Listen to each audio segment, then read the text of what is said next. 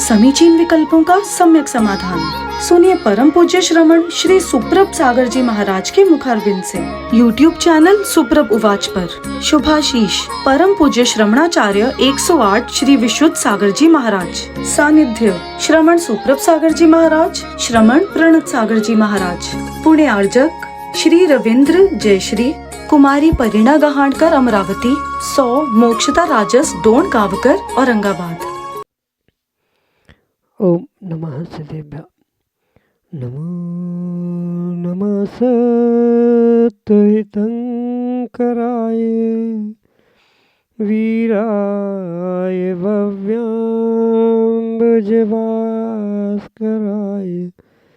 अनंतलोकाय सुरार्चिताय देवादिदेवाय नमो जिनाय देवादिदेवाय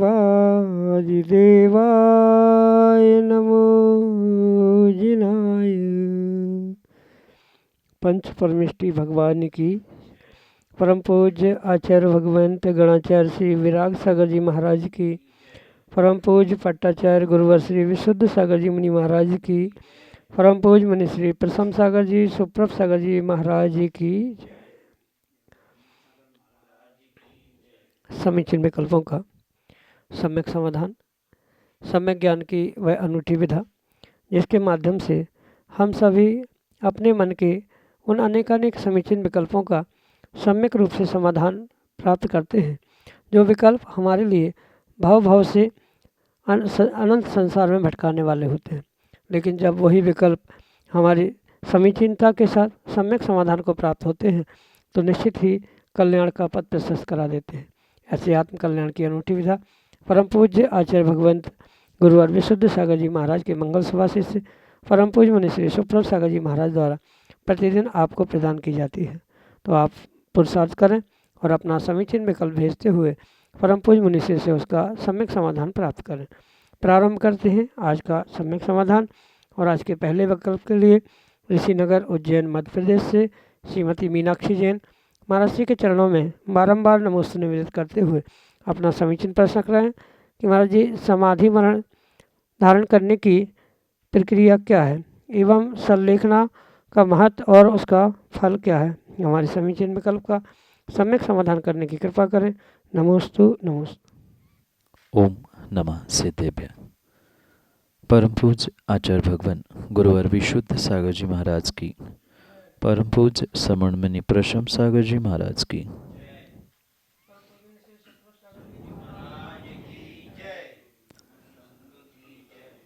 मात्र मरने का नाम समाधि मरण नहीं है, अपितु जीवन भर की साधना अंतिम समय में जब कार्यकारी होती है उसे समाधि मरण के रूप में कहा जाता।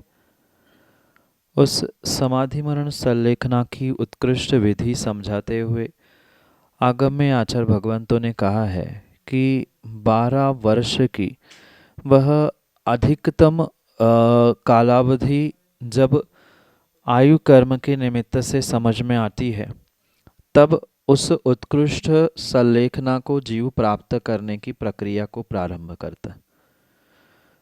वर्तमान परिप्रेक्ष्य में भले ही उस 12 वर्ष की समाधि संलेखना को धारण करना या उत्कृष्ट तरीके से समाधि मरण प्राप्त करना संभव नहीं भी हो, पर फिर भी सामान्य श्रावक भी उस समाधि मरण को विवेक पूर्वक प्राप्त कर सकता है। जैसे समझ में आता है कि अब हमारी ढलती उम्र है, चूँकि आयु के अंत समय में या उपसर्ग दुर्भिक्ष या ऐसी कोई बीमारी रोग हो जाए जिसका प्रतिकार संभव नहीं है, ऐसे सिचुएशन में ही ये समाधि मरण या संलेखना लेने का विधान आगम में कहा है। तो जैसे ही ये कारण समझ में आते हैं तब अगर चलने फिरने की शक्ति है तो प्रत्यक्ष निर्ग्रंथ गुरु के पास पहुंचकर उस समाधि मरण को ग्रहण किया जाता है। लगभग कितनी आयु है, ये अन्य ज्ञानवान मतलब जो अन्य धर्म के भी क्यों ना हो उनसे ज्योतिष या जिनसे भी पता कर सके उसे पता करते हुए उस कालावधि के लिए अधिकतम 12 वर्ष की उत्कृष्ट संलेखना कही जाती है। तो उस प्रकार से आयु की सीमा देखते हुए उसका धारण करना, क्रम क्रम से अपने भोजन पानी इन्हीं साधनों का ही नहीं, इसके अलावा भी जो अन्य साधन हैं मोह और राग द्वेष के लिए निमित्त बनने वाले, उन सब में ममत्व कम करना, उसकी सीमा कर लेना, उसको बांध लेना, ये अनेक प्रकार से इसकी व्यवस्था को समझते हुए इस समाधि मरण की प्रक्रिया को जीव प्रारंभ करता है। कहने का तात्पर्य ये है कि यहाँ जो ये समाधि मरण श्रावकों के लिए भी कहा है, इस श्रावकों के लिए भी समाधि मरण संलेखना का फल उत्कृष्ट रूप से कहा है कि अगर सही मायने में आगम के परिप्रेक्ष्य में समाधि संलेखना की है तो वह श्रावक भी 7-8 भव में निर्वाण को मोक्ष को प्राप्त करता है। मुनिराजों के लिए तो 2-3 भव का उल्लंघन नहीं होता ऐसा प्रमाण मिलता है, पर श्रावक भी इस समाधि मरण को प्राप्त करते हुए 7-8 भव में मोक्ष को प्राप्त कर सकता है। यही संलेखना का महत्व है और यही संलेखना का फल भी है, जिस उद्देश्य से समाधि मरण या संलेखना प्रत्येक श्रावक को, प्रत्येक मनुष्य को धारण करने की, प्राप्त करने की प्रेरणा हर ग्रंथों में कहीं न कहीं आचार्य भगवंतों ने प्रदान करने का प्रयास किया है। पर ये विशेष बात ध्यान रखे, मन से कोई भी निर्णय ना करे। इसके लिए निर्यापक कोई निर्ग्रंथ गुरु आचार्य भगवंत इनका मार्गदर्शन समय समय पर लेते रहे। किस प्रकार से त्याग बढ़ाना है, किस प्रकार से शरीर को कृश करने से पहले अपने कषायों को कम करना है, ये भी निर्णय वहाँ पर बहुत आवश्यक होता है। तो निर्ग्रंथ गुरु का मार्गदर्शन प्राप्त करते हुए ही प्रत्येक व्यक्ति को अपने जीवन में समाधि मरण संलेखना आदि धारण करनी चाहिए, क्योंकि व्यक्तिगत रूप से वह विषय, उनकी प्रकृति, उनकी उम्र, उनकी स्थिति आदि सब कुछ समझते हुए ही वह निर्यापक मुनि, आचार्य या कोई ऐसा ज्ञानी विद्वान पुरुष श्रावक भी इस कार्य को कर सकता है।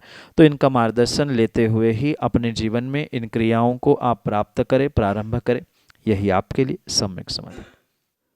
नागपुर महाराष्ट्र से प्रशांत खंडारे महाराज जी के चरणों में बारंबार नमस्ते निवेदित करते हुए अपना प्रश्न रख रहे हैं कि महाराज जी, भगवान की पूजा करते समय या एवं सामायिक करते समय मन की एकाग्रता कैसे बनाए रखें, क्योंकि मन में बहुत सारी बातें चलती रहती हैं और मन भटकने लगता है।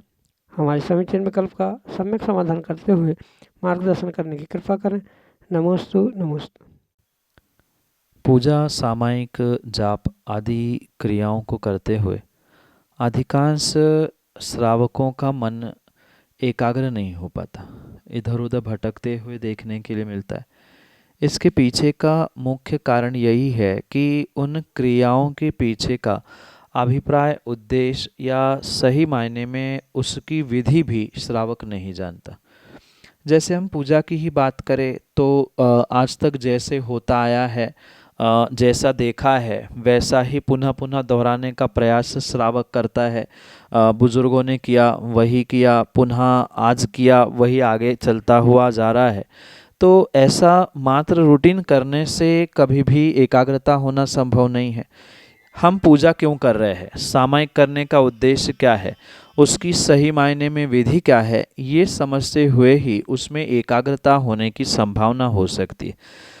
पूजा मात्र पढ़ने से, द्रव्य चढ़ाने से नहीं होती, अपितु उसके द्रव्य पूजा के साथ भाव पूजा होना, यानी पूजा करते समय भावों को समझते हुए, कारणों को समझते हुए उन द्रव्यों को चढ़ाना।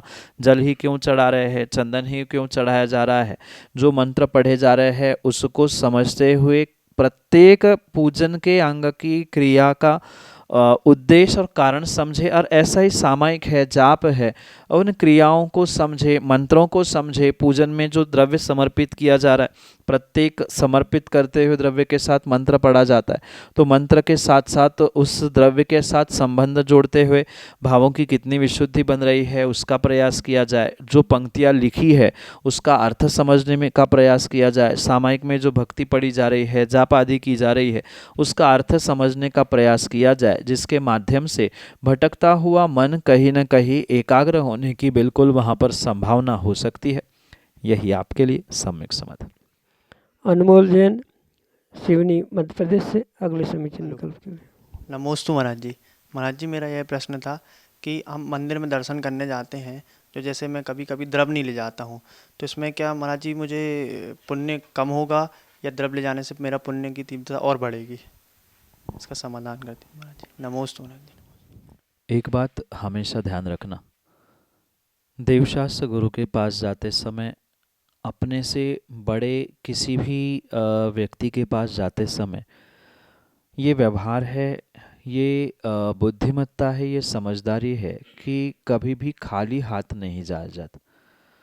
और विशेष करके परमात्मा गुरु के पास तो किसी भी प्रकार से खाली हाथ नहीं जाना चाहिए, क्योंकि वहाँ जाने का उद्देश्य मात्र भगवान गुरु को देखना, उनको दर्शन करना नहीं है, अपितु हमें कुछ बदले में प्राप्त भी करना है। फिर जब हमें कुछ प्राप्त करना ही है तो पहले हमें कुछ समर्पित भी करना होगा। कुछ दिए बिना कुछ मिल जाए ये संभव नहीं है। इसलिए ये पूजन पाठ, द्रव्य समर्पित करना, ये जो कुछ भी विधाएं बताई है उसके पीछे का मुख्य उद्देश्य यही है कि जब तक हम कुछ देंगे नहीं तब तक हमें कुछ प्राप्त भी नहीं होगा। इसलिए ये बात ध्यान रखें कि जो फल आपको देवशास्त्र गुरु के पास कुछ द्रव्य ले जाकर समर्पित करके फिर दर्शन करने का मिलेगा, वह खाली हाथ जाके दर्शन करने का नहीं मिल सकता। ये सत्य है कि कई बार ऐसा होता है कि हम द्रव्य ले जाना भूल जाते हैं या नहीं प्राप्त हो पाता, तो कम से कम इतनी व्यवस्था तो हमारे पास होनी ही चाहिए कि कुछ नहीं, जेब में अगर हम यात्रा के लिए निकल रहे हैं या कहीं भी घर से बाहर निकल रहे हैं, जैसे कुछ एकाध समय का नाश्ता, कुछ खाने पीने की व्यवस्था लेकर व्यक्ति निकलता है, ऐसे ही एकाध थैली में चावल, बादाम या लौंग, इलायची ऐसे भी सामग्री लेकर चल जा सकते हैं। कुछ नहीं, हम द्रव्य समर्पित कर सकते हैं।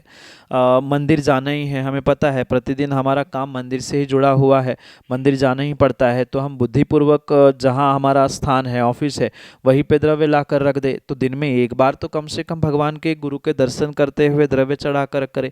कायदा तो यही है कि जितनी बार दर्शन करो उतनी बार द्रव्य चढ़ाते हुए ही दर्शन करने चाहिए। खाली हाथ दर्शन करने का फल खाली ही मिलता है, कभी भी बदले में भरा हुआ फल मिलने वाला नहीं है। देवशास्त्र गुरु कुछ देते नहीं है, पर ये व्यवहारिकता होती है। लौकिक में जीवन में भी देखते हैं, किसी अफसर से मिलने जाते हैं, कुछ नहीं तो एकाध बुके, एकाध कुछ ना कुछ गिफ्ट ले ही जाते हैं। तो जहाँ हम देवशास्त्र गुरु जैसे महान पंच परमेश्वरी के चरणों में पहुँच रहे हैं, तो वहाँ भी हमें कुछ ना कुछ द्रव्य लेके ही जाना पड़ेगा। और कुछ नहीं बनता है तो मैं तो कहता हूँ कम से कम पानी लेके जाए और वही जल ही समर्पित करके कह दे कि भाई हमारे पास भगवान कुछ अन्य द्रव्य था ही नहीं, कुआं भी मंदिर का था, छाने प्राशुक करे और वही समर्पित कर ले, तो हमने प्राशुक करके चढ़ाया है, इतना तो पुण्य हमारे द्रव्य समर्पित करने के कारण से वहाँ पहुँचने से हमें मिल सकता है। पर ये पक्का माने कि खाली हाथ कभी भी देवशास्त्र गुरु या किसी भी बुजुर्ग ज्येष्ठ व्यक्ति के पास नहीं जाया जाता। यही आपके लिए सम्यक समाधान। प्रशांत गड़ेकर, वाशिम, महाराष्ट्र से अगले समीचीन विकल्प के साथ। वर्णों में त्रिवार नमोस्तु नमोस्तु नमोस्तु। गुरुदेव, गृह मंदिर में अगर कोई बगैर द्रव्य के आते हैं और भगवान के दर्शन करने के लिए आते हैं, और अगर कहीं संकल्पित या पूर्ण भाव से, पूर्ण मनोभाव से द्रव्य रखे जाते हैं और उसे चढ़ाने के बाद में वह पुण्यशाली जीव को लग सकता है, जो चढ़ाने वाला है उसे, मंदिर को उससे कुछ लाभ हो सकता है। और ऐसे अतिशय क्षेत्र, तीर्थ क्षेत्र, अनेक जिन मंदिर में अक्षय पात्र रखे जाते हैं, इसे रखना योग्य है या अयोग्य है? नमोस्तु गुरुदेव, नमोस्तु गुरुदेव, नमोस्तु गुरुदेव। अगर हम आगम की बात कहें तो आगम में वर्तमान में जो व्यवस्थाएं देखने में आ रही है मंदिरों में, ऐसी कोई भी व्यवस्था किसी आगम ग्रंथों में पूर्वाचार्यों ने नहीं बताई। मंदिर में द्रव्य चढ़ाने की जो व्यवस्था है वह उसके पीछे का कायदा यही है कि श्रावक अपना स्वयं का द्रव्य ले आए, स्वयं उसे प्राशुक करे और फिर परमात्मा को समर्पित करे। आज एक नहीं अपितु सैकड़ों मंदिरों में और सैकड़ों तीर्थ क्षेत्रों में ये जो व्यवस्था बनी है कि मंदिर वाले ही एक कटोरे में द्रव्य रख लेते हैं, दूसरा खाली कटोरा रख दिया जाता है, यहाँ से उठाया, यहाँ मंत्र पर के चढ़ा दिया, या वहाँ नहीं वेदी पे चढ़ा दिया। तो ये तो बात आगम ग्रंथ और आगम क्या आप लॉजिकली भी समझे, ये कोई बात नहीं बनती।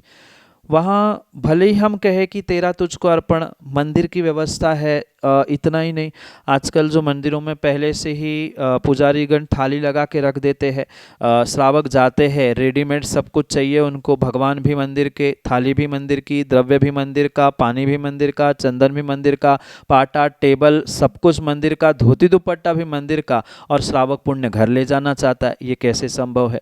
जब सब कुछ मंदिर का है तो वो पुण्य भी आपको क्यों और किस कारण से मिलेगा?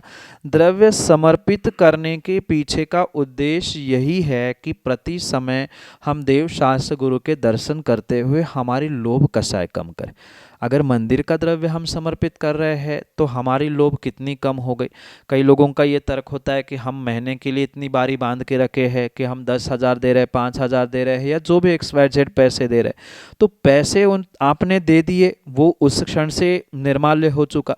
अब आप उसे किश्तों में बांटकर प्रतिदिन का हिसाब लगा रहे हैं, या आपका दिमाग है, आपकी बुद्धि है, ये तर्क से और आगम के प्रमाण से उचित नहीं माना जाता।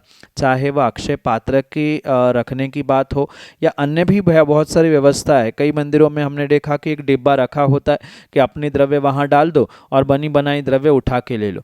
ये व्यवस्था दान में कभी नहीं चलती, चाहे मुनिराजों के लिए आहार दान हो, चाहे परमात्मा के सामने पूजन पाठ की व्यवस्था हो। चौके में भी बहुत सारे लोग ये सोचते हैं कि हम इसके बदले में वो ले लेंगे, हमारा ये द्रव्य आप चला देना, आपका द्रव्य मैं चला दूंगा। ये कहीं व्यवस्था नहीं है। स्वयं के हाथ से, जैसे आपने पढ़ा होगा कि हाथ दीजिए साथ दीजिए खाया खोया बह गया, अपने हाथ से दो, अपने हाथ से किया हुआ है अपने लिए पुण्य का पात्र बनता है।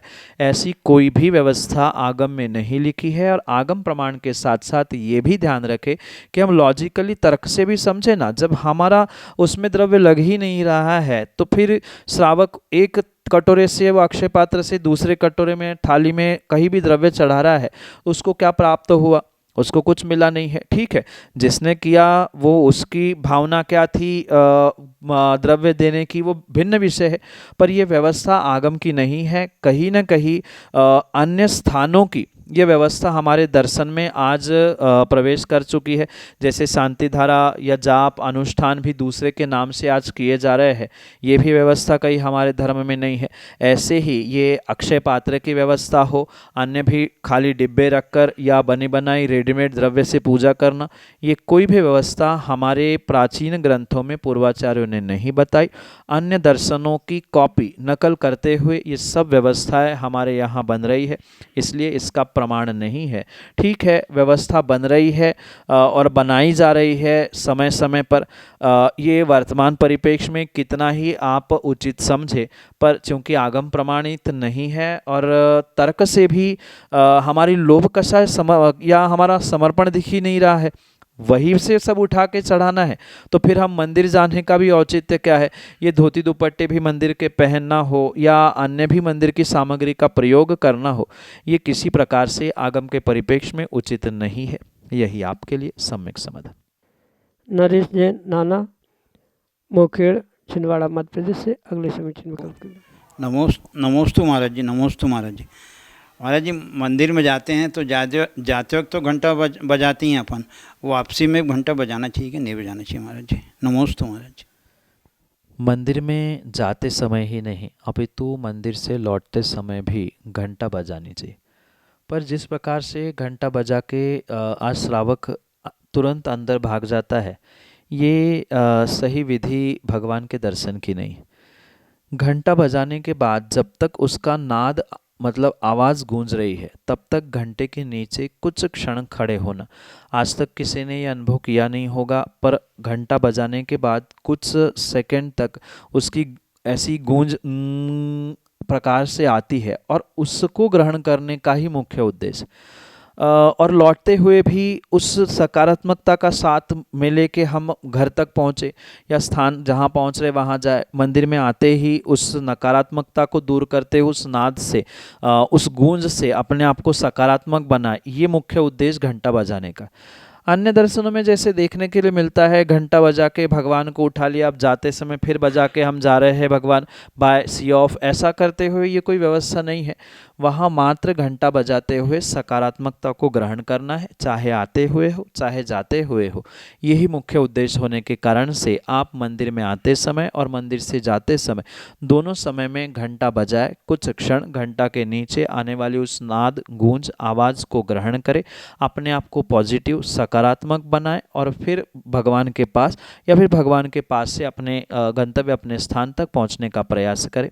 यही आपके लिए सम्यक समाधान।